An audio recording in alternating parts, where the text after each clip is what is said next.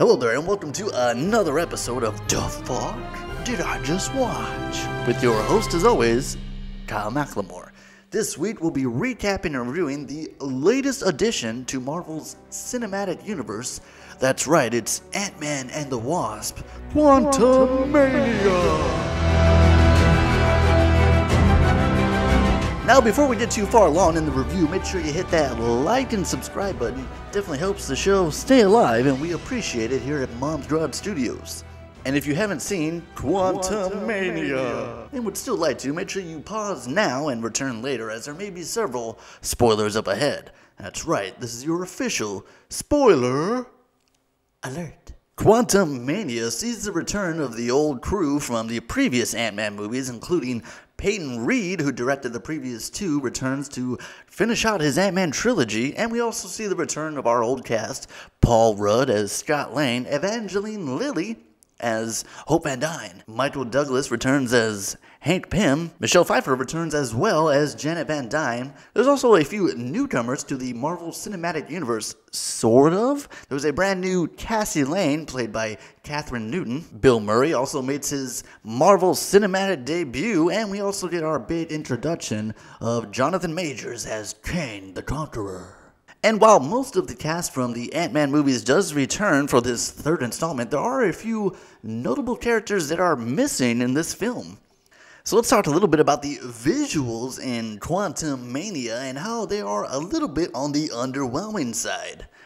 It just has like a darker theme throughout the film, and I don't mean that thematically, I mean that like visually, like everything's kind of dark, or like it seems like it's set around like evening time, which is interesting choice because in the previous two films, they were so bright and so colorful and I don't know, I feel like most of what I was looking forward to were the visuals in this film, and the visuals are a little bit on the disappointing side. And although Quantumania does see the return of a few familiar faces from the previous films, we also get introduced to an entire world of new characters, a whole new quantum realm of all these new interesting looking creatures and weird funky humanoids. Unfortunately, none of those characters are given like hardly any screen time.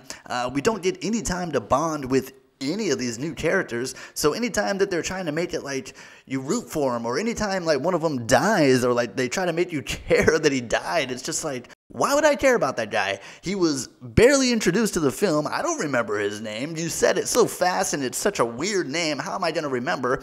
And he did nothing throughout this film. So when he dies and you're playing the weird violin sad music, it's like, why would I be sad about a weird tube guy that exploded and I never had any connection with in the first place? And that brings us to probably the most disappointing part of Quantumania. And that's Bill Murray, or the lack thereof of any Bill Murray. Now don't get me wrong, Bill Murray's performance is great.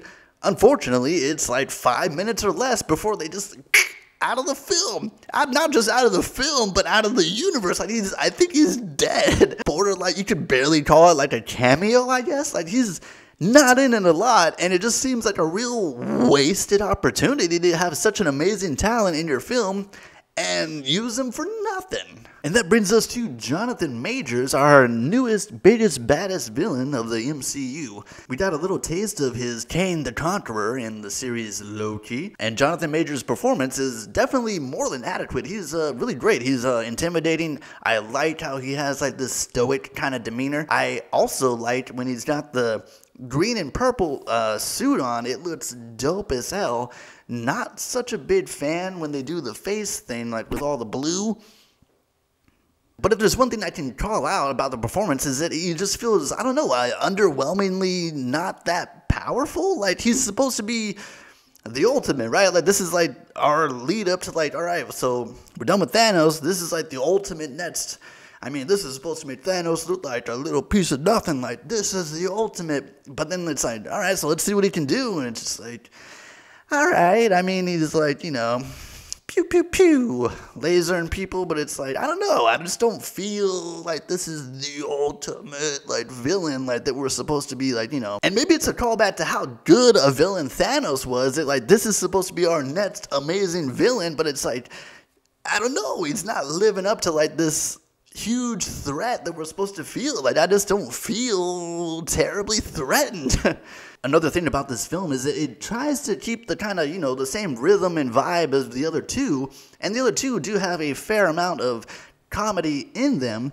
This one, unfortunately, has this, like, kind of just this weird vibe of just, like, all the comedy and, like, all the jokes in this film were really falling flat. Like, I saw it with a packed audience, and it's really rare that, like, you get such silence after so many jokes. And like I said, the absence of certain characters, you wouldn't think that would make such a difference, but no Michael Pena, no T.I., not even Judy Greer, who, I mean, you know, they're not like the main characters of the films, but they do contribute, and what they contribute is obviously vital, because them not being in this last movie really had an effect. Like, it just has not the same vibe as the previous two. So where does that leave us with Quantumania? I mean, we go to this new quantum realm, and it's pretty disappointing. We get introduced to all these new funky characters, but they're barely in the movie at all. We have this new ultimate villain who's, like, kind of underwhelming. We're gonna have to hit Quantumania with a C-. That's right, coming in below average. Not a lot of great things to say about this movie. In fact, the real theme of the film seems to be disappointment. If you felt differently about Quantumania, make sure you comment down below, and if you haven't already, hit that like and subscribe button. Definitely helps the show stay alive, and we appreciate it here at MomsGarageStudios. I am your host, as always, Kyle McLemore, and we'll see you next time at the movies.